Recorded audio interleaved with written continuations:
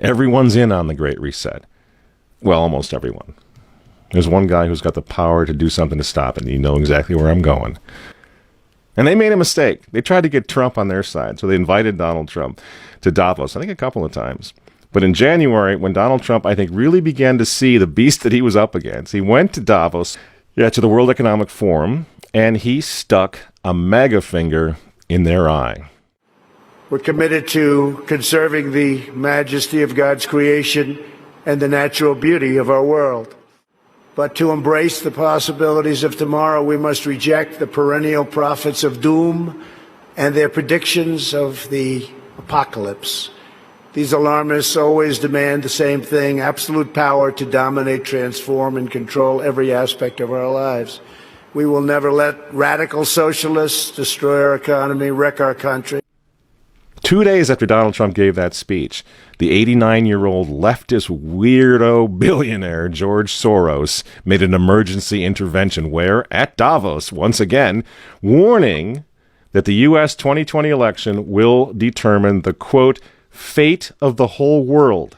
Now, in the context of Davos, take a look at this one more time. This is a month after Donald Trump addressed Davos and stuck the MAGA finger in their face. Here's what Francis, the Vatican, and Jeffrey Sachs had to say in response. And it is a dangerous country right now. It will be absolutely dangerous if Trump wins re-election. Trump wins re-election. Trump wins re-election. Francis invited this guy to the Amazon Synod as an honored guest and advisor. He's also Bernie Sanders' advisor. What's he doing in the Vatican? Why is this guy who's a promoter for socialist, out and out socialist, Bernie Sanders, what's he doing advising the Pope? Why does he have entree to the Vatican, friends?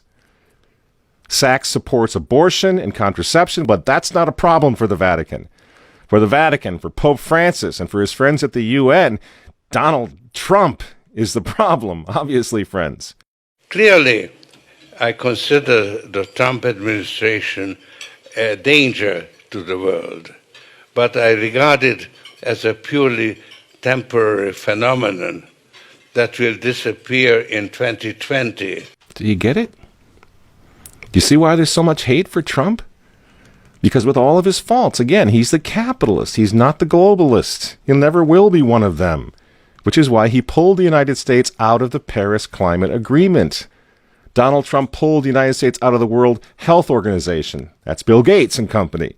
And now he's threatening to pull the United States out of the World Trade Organization. People say, yeah, well, Donald Trump got married twice. He's a bad guy. Really?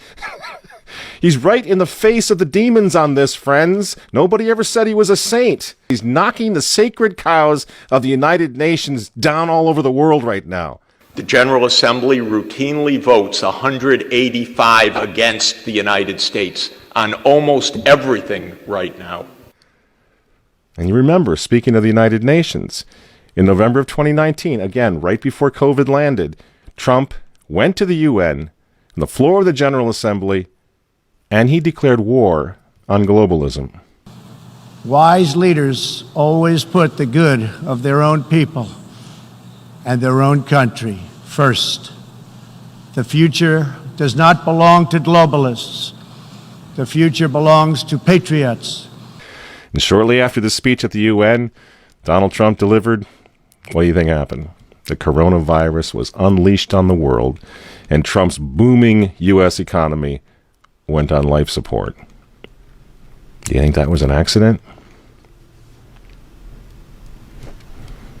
So when they tell all of us to stay home, wear your mask so grandma doesn't get sick, please understand what's really going on here. They don't care about your grandmother. They don't care about old people, these people. They don't care about babies. They want them aborted so that they can save the common home. Abort babies, millions of them all over the world. They don't care about babies. They don't care about old people. In fact, if you want to save your grandma, tell the globalists to stay the hell away from her. You remember how some of them, like Cuomo and characters like this, were running COVID recovering patients through nursing homes? That's how much they care about grandma.